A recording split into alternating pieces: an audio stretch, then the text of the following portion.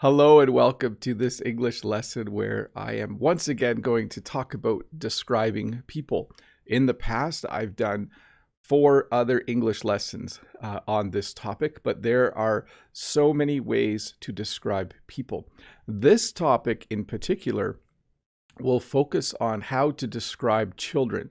Not all of the words I'm going to teach you are for children, but most of them we use primarily when we're talking about our kids or our nieces and nephews or our students in our classrooms. So this English lesson will be about describing primarily children, but you can use some of these to describe other people as well. So stick around. We'll do this English lesson about describing people. We'll start in just a moment. Rambunctious. So as I mentioned, many of these words we would use to describe children, okay? When I was a kid, I was rambunctious. When you describe someone as being rambunctious, it means they have a lot of energy and they run around a lot and they jump up and down when they have questions. I do want to remind you too, this is more than a vocabulary lesson. You should listen to the phrases I use whenever I talk about a word so that you can use them yourself as well. I said when I was a kid, I was rambunctious. When we went to my grandparents' house, my dad would always get annoyed if we ran around like crazy. We use the word crazy in English to emphasize. When I was a kid, if I ran around like crazy and my face was all red because I was hot from running around, my dad would say to me, "Stop being a crazy kid. Stop being so rambunctious. Grandpa and grandma don't like it." But my grandpa and grandma would usually be smiling. So it was a funny time, but I was a rambunctious child. I was full of energy. Whenever I was somewhere visiting, I was always running around and jumping up and down and doing crazy things like most kids do. We have another phrase in English. Sometimes we describe a kid or a child as being a handful. So this is neither good nor bad. This can either be good or bad. Sometimes when you say, "Whoa, he's really a handful," maybe you have a nephew or niece or one of your own kids, or you know a child who's 4 or 5 years old that's just always doing things. Like in this picture, I just assumed one sister is knitting and the other one is just trying to undo the knitting. So we would describe that child as a handful. A child that sometimes doesn't listen to their parents, we would describe as a handful. But again, it can have a positive connotation as well. You can say that, "Whoa, your kids are so full of energy, they must be quite a handful." We we also use the phrase always up to something. Kids who are a handful are often up to something all the time. They're always doing something. This is definitely a negative word. A child who is spoiled is a child whose parents have given them everything that they want in life. So when I was a child, I was not spoiled. My parents did not have a lot of money. Even though you see that I live on a really big property, when my parents immigrated from Holland, they did not have very much money. So I didn't have a lot of toys when I was a kid. I was not spoiled. A spoiled child gets every toy they want from their parents. A spoiled child, if they go to the grocery store with their parents, they get every kind of food that they ask for. Like, "I want that, I want that." So a spoiled child gets everything that they want.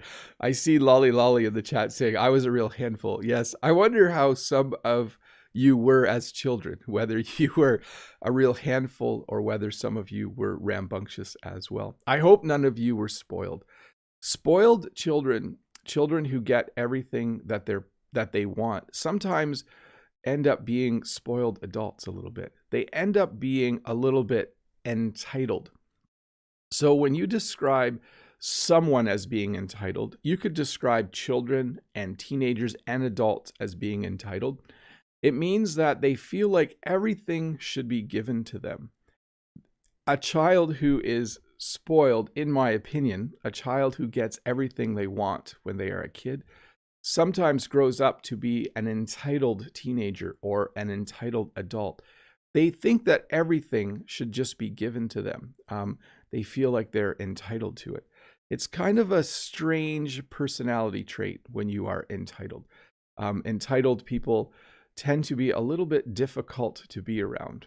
It can be frustrating um, to it can be frustrating to be around people who are entitled because they sometimes make you feel like you should do things for them. I, a long time ago, worked with someone who was entitled. It was a strange experience. Another word for rambunctious is hyper. I think the longer form of the word is hyperactive. I think some children are hyperactive. When I was a kid, I just got to check my slides here. I would have been described as hyper as well. When a child is hyper, they have lots of energy. They have trouble sitting in their seat. They're kind of hyper. They talk a lot. They run around a lot. Children who are hyper are certainly like that. Sorry, I just see in the chat Brett saying, I was every parent's dream as a kid. So I have a slide maybe that describes Brent coming up later. We'll see if this one applies to Brent. Some children are inquisitive. And I know this seems like a really long and big English word, but we do use this word. We will say things like, one of my children is really inquisitive, or my neighbor's kid is really inquisitive, or my nephew or niece is very inquisitive.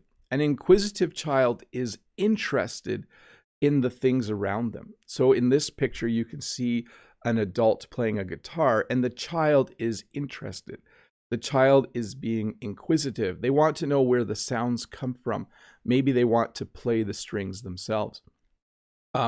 My children have always been inquisitive. It's really cool. So when I do things, they like to ask me questions about it.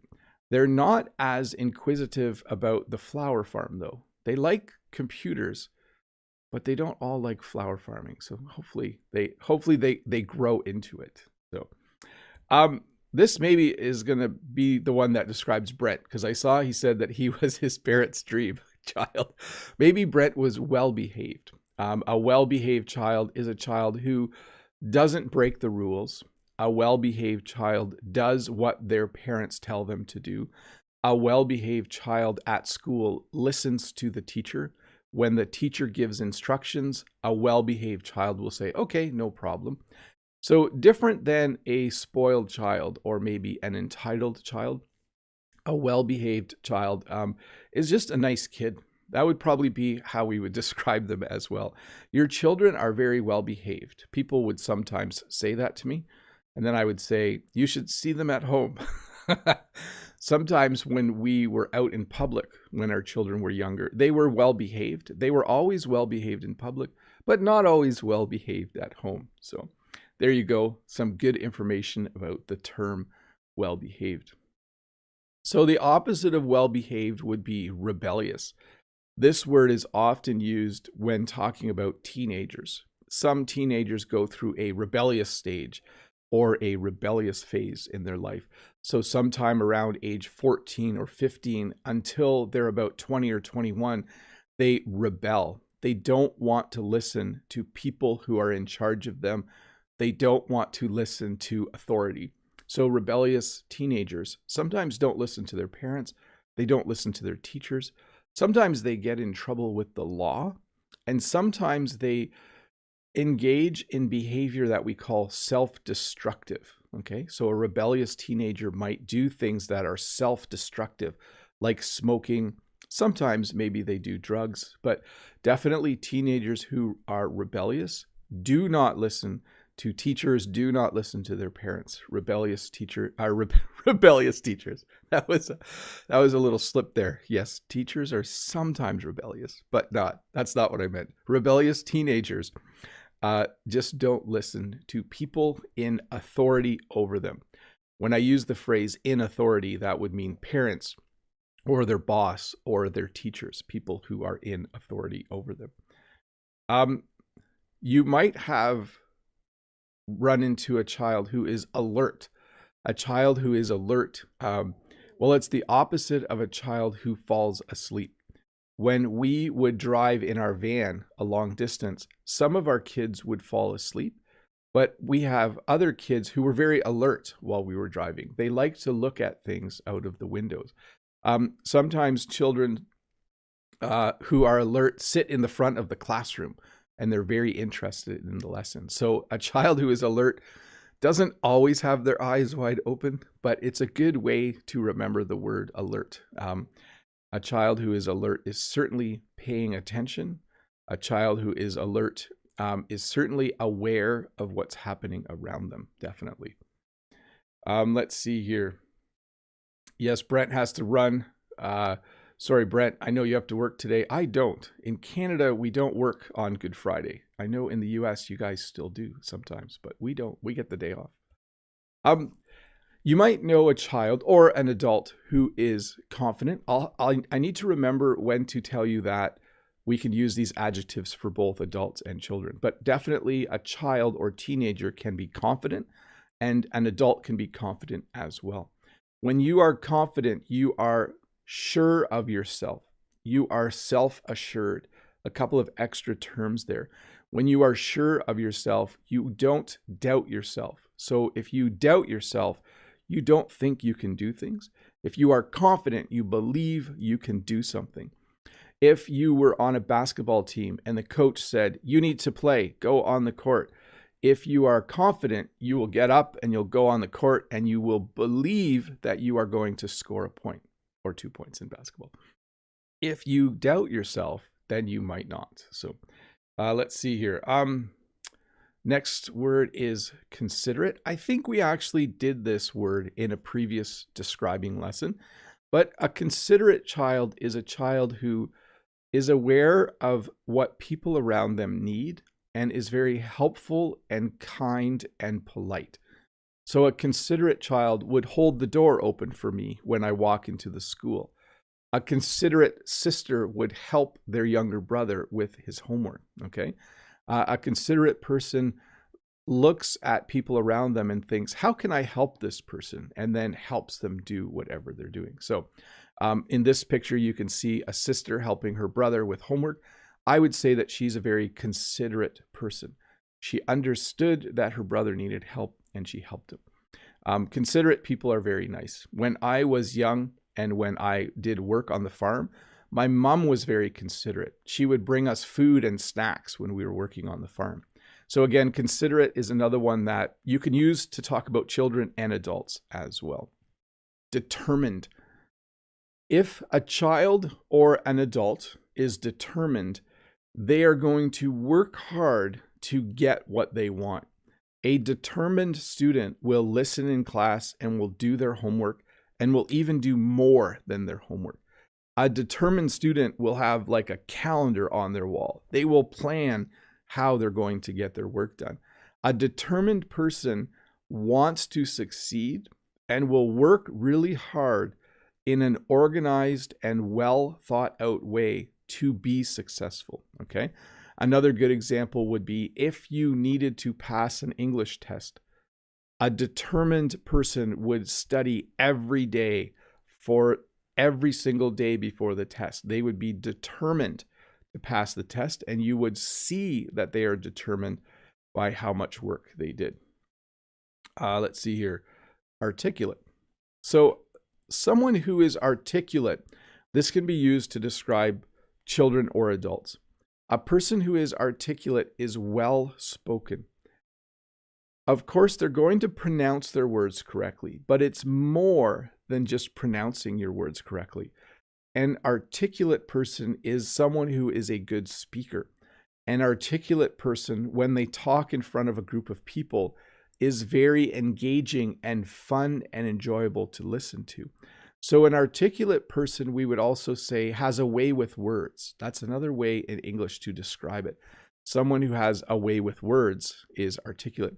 Often when you go to a graduation, there will be someone called the valedictorian who gives a speech on behalf of the class. And many times after the graduation, people will say, oh, the valedictorian was very articulate. That was a really good speech that they gave. So an articulate person is well spoken. They speak clearly, they're fun and enjoyable to listen to, and we describe them as articulate. Persistent. So a persistent child, and an adult can be persistent as well. A persistent child would be a child who asks questions until they get the answer they want. When I went to the grocery store when my kids were younger, they would want things in the grocery store and they would ask and ask and ask. They would be very persistent. They would say, I want those cookies. And I would say no. And they would say, but I really want those cookies. And I would say no. And they would say, if you don't get me those cookies, I'm going to scream. And I would say, no, go ahead. But they were very persistent. They asked over and over again if I would buy the cookie that they liked.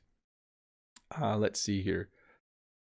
Modag says, Mr. Bob is definitely articulate. Thank you, Modags. I try to be articulate. I try to be engaging and fun to listen to. And Lolly Lolly says, I am determined to learn English. Great example phrase, Lolly Lolly. Très bien. Enthusiastic. This word gives English learners some trouble. It looks like a big word. It looks hard to pronounce. Let me say it a few more times. Enthusiastic. That TH can kind of trip you up a little bit. An enthusiastic child is excited to do something. If I tell my students that we're going on a class trip, they are very enthusiastic. If I tell my students we're having a test tomorrow, they are not enthusiastic. So in class, if you announce something like, we're having snacks today, students will be very enthusiastic. They will be excited because we are going to have snacks. They will be enthusiastic. They will be happy. They will smile a lot, and they will be excited to do whatever I had announced. Talkative. This is another one. I think there's about 3 or 4 in this lesson that were in other lessons. Let me just jump to the chat. Modag says persistent equals insistent. Yes, exactly the same. When you're insistent, you're persistent. You just very much want the same thing. Just let me see here. Talkative. Yes. So I did do this in a previous lesson, but it's worth mentioning that a talkative person talks a lot, okay? You might have a friend who's very talkative. Children are often very talkative. Children can be quiet, which is the opposite, or you might have a child that you know who is very talkative. Maybe when you take your own kids or a nephew or niece, or maybe a younger sibling, or maybe just one of the neighborhood kids, they just might be talkative. Whenever you're around them, they talk a lot.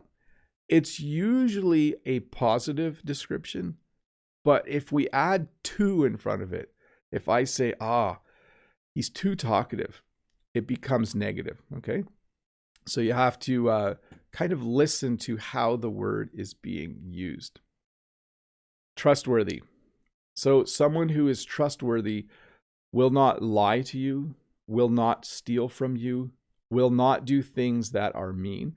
A trustworthy person, we would in English say they've got your back, okay? So a trustworthy person is someone who you trust. Generally speaking, kids trust their parents. In most situations, kids trust their teachers, but mostly kids are looking for friends who are trustworthy. You don't want a friend who's going to stab you in the back. When you stab someone in the back, it means you tell lies about them to other people. Kids are always looking for friends who are trustworthy. When our own kids started going to school, our hope was that they would find friends at school who were trustworthy, friends that they could trust and develop good friendships with. Which is kind of different than sneaky. A sneaky person, and we do use this mostly to talk about kids. You can say an adult is sneaky, but sometimes kids are sneaky. This means not exactly the opposite of trustworthy, but definitely almost an opposite. A sneaky child will maybe cheat on a test. A sneaky child might, if you say to a sneaky child, you can have 2 cookies, they might, when you're not looking, take 3. A sneaky child might hide when you're trying to find them. Maybe you're leaving to go to the grocery store. If you have a sneaky child, they might hide on you. But a sneaky child is not trustworthy. I would say it's almost the opposite, sneaky. But you can be sneaky in a funny way too. So it's not totally negative, but it does certainly have negative connotations. Outgoing is similar to talkative. An outgoing person enjoys conversation. An outgoing person enjoys talking to other people. Sometimes teenagers like to stay home, but sometimes at a certain point in their life, they become a little more outgoing. They start to enjoy going out with friends, or even visiting with other family members. So you see here a teenager talking to an older person, maybe her grandma. We would say that she's very outgoing. Maybe when she visits family, she talks to all her uncles and aunts. An outgoing person just enjoys being in social situations. Let's do one more, and then we will do some more questions. An active child. So an active child, this is similar to a rambunctious child. This is similar to a child who is hyper. Sorry, I had to check my list. An active child just runs around. Active children love being outside.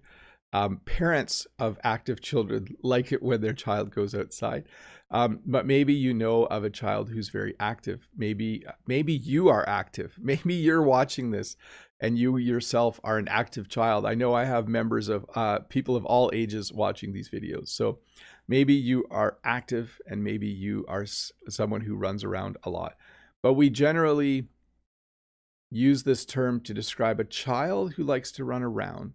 If you use active to describe an adult, it means that they play a sport or they do exercising.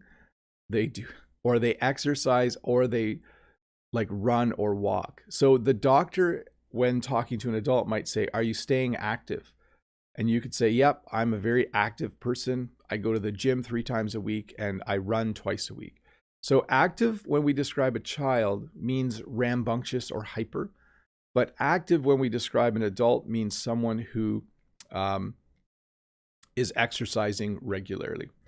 Curious. So you could use curious to describe adults as well, but we use this word a lot when talking about children. You know, he's a curious child or she's a curious child.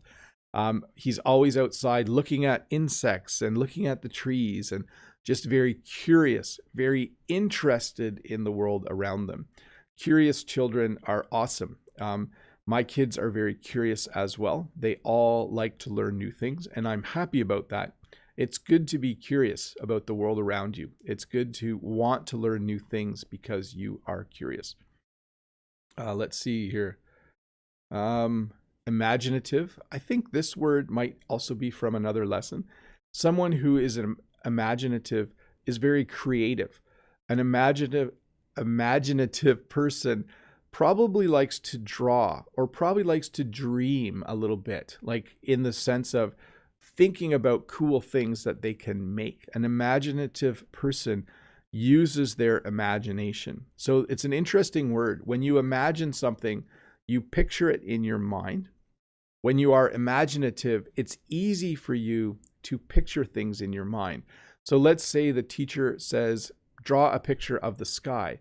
If you were imaginative, you would have all different ideas for how to draw the sky, and you would create a picture with a really cool drawing. So a lot of children are very imaginative. I think as we get older, we become less imaginative. I think that's the sad thing about life. Sometimes I wish I was a kid again because I was very imaginative. I had a lot of freedom and I had a lot of fun as a kid. Clingy.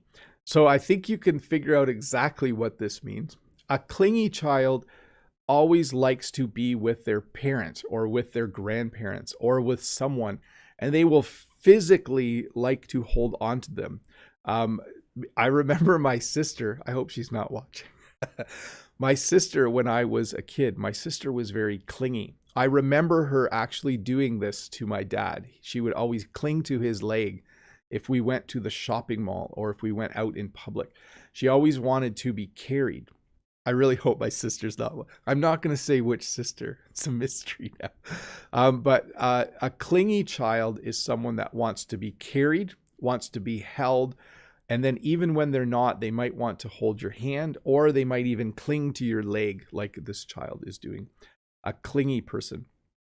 We use this also to describe adults, but not in a physical way. A person who is clingy as an adult simply wants to be in the same place as you. So you might have a friend who's very clingy, who just always wants to visit you and be around you. But when a child is described as clingy, they're very physically clingy for sure. Moody. So moody generally means a negative mood and different moods. Okay. So a moody person might be kind of happy and then sad and then angry and then upset. They're just someone who goes through a lot of mood swings in a short period of time. Teenagers can be very moody. They can be happy one moment and then angry the next moment and then sad the next moment. So a moody person has different feelings and moods, usually quite rapidly. Teenagers, when I was a teenager, I was really moody. I was happy one moment and then I was annoyed another moment and then I was happy again. I was a very moody teenager. Impulsive. So an impulsive child thinks about doing something and then does it right away. So this child, I would imagine, is impulsive. They found a rubber band, or what we sometimes call an elastic. They found a rubber band and then they just shot it without thinking about whether they should do it or not, without thinking about what would happen. An impulsive child is usually always touching things. When you go to a store to shop with an impulsive child, they might just take clothes off the rack and look at them. And you might be saying, hey, put that back. Don't touch everything. So an impulsive child thinks about doing something and then does it quickly without thinking. We also use this to describe adults in the same way. Some adults are quite impulsive, but generally children are far more impulsive than adults. They do things quickly and without thinking sometimes. Belligerent. So a belligerent child is a stubborn child. A belligerent child is a child who doesn't always do what their parents say and sometimes gets a little bit angry about it. A belligerent teenager might actually get angry at their parents. One common phrase that teenagers sometimes say is to parents is, "You're ruining my life." So sometimes teenagers, they'll stomp around angry and say, "You're ruining my life." And we would say they're being belligerent. A belligerent child might also do things they were told not to do because they're angry and stubborn and they just do them anyways. I was a little bit belligerent as a teenager, just a little bit belligerent. Let's look that one up for a sec though. Let's just make sure that I have the full. So let's see. Hostile, aggressive, determined to do what they want to do rather than what they are told. That's the description of belligerent, directly from the internet. Inconsiderate. When someone is considerate, they think about the people around them. Let's see, where did I have that word? So a considerate person helps other people. An inconsiderate person doesn't care about the people around them. And to me, this is the best example. If I was in a movie theater watching a movie and someone was talking on their phone during the movie, we would say that person is inconsiderate. They aren't thinking about how their actions affect the people around them. They are inconsiderate. We also, if you want a stronger English word, we might say they're a jerk. That's a derogatory term. It's not quite a swear word, but it's not a nice thing to say. But here is what I might actually say. The movie was good, but some jerk was on their phone the whole time during the movie. That would be a totally normal English phrase to say. A nicer way to say it would be, I was watching the movie and I didn't enjoy it. Someone was on their phone. They were very inconsiderate. But sometimes you just use other words. This is not a term we use in a positive way. This is a very negative term. It's derogatory. That means it's not good, and you shouldn't use this word, but you need to know this word. A crybaby is used to describe someone who complains easily or actually cries very easily. So sometimes you might know a child who, for the simplest reason, they start to cry, and someone might describe them as a crybaby. I would not use this term. It's a very rude term, but you will hear this word in movies and on television. So you do need to know it. So this is definitely a word I'm teaching you so that you recognize it, but not a word to use, because it's kind of mean to use this word. But when you watch a movie, you might even hear them describe an adult as a crybaby, someone who cries a lot, or someone who complains or whines a lot might be described as a crybaby. Interestingly enough, two of the most common ways to describe children are to say that they are a good kid or that they are a bad kid. So we have good kids. They'll say, yeah, my nephew, he's a good kid. Or, hey, I was just trying to think of another example for bad. Yeah, you could say, oh, my cousin's kid is a bad kid. So a good kid obviously does good things. A good kid maybe has a part-time job, is saving up money, has friends and goes to school and gets relatively good grades. Whereas a bad kid might skip school. A bad kid might not do their homework. A bad kid might have a job and then not go in and get fired. So good kid, bad kid. They're the simplest ways to describe people, but they're very, very common. In fact, sometimes people will say, hey, you have good kids. No one's ever said I have bad kids. I hope they don't. I hope I don't ever hear that word. We also have the term messed up. And sometimes you'll say, hey, did you hear about the neighbor's son? He got arrested. And someone might say, yeah, he's messed up. So it's, again, not a nice way to describe someone. A kid who is messed up maybe has gotten in trouble with the law. A kid who's messed up might have started stealing things when they were 12 or 13, when they were younger. But usually we use this to describe teenagers who do things that are illegal regularly, or even sometimes adults. You might say, yeah, my cousin Joe is messed up. He's always in trouble with the law. He's just a messed up guy. Brilliant. So this is a positive one, of course. When a child is brilliant, they do, like, this is a really little kid doing some pretty high level math. Hey, Daniel, thanks for the super sticker. That's awesome of you. Thank you very much for supporting me. So brilliant is used to refer to light, like a very bright light is brilliant, but we also use it to describe people. You could say, yeah, I have 3 students in my class and they're brilliant. They always get good grades. Most parents, just between you and me, most parents think their own children are brilliant, but not everyone is brilliant. A lot of people, most people are very intelligent in certain ways, but a few children are actually brilliant. They're just super, super smart. And we also use the word gifted, although we don't use this as much anymore. We usually say talented, but a child who is gifted is good at something beyond their age. Okay. So if you know a child who's 8 or 9 who plays guitar really, really well, you might say they're gifted. If you know a child who gets 100% on every test and quiz in a math class, you might say they're really gifted. So it doesn't mean smart. It means that you are good at something in a certain area. Okay. So you can have kids who are just really gifted at playing certain musical instruments, or they're really gifted at, let's see, public speaking. They just might have a gift for that. So gifted is the word we would use.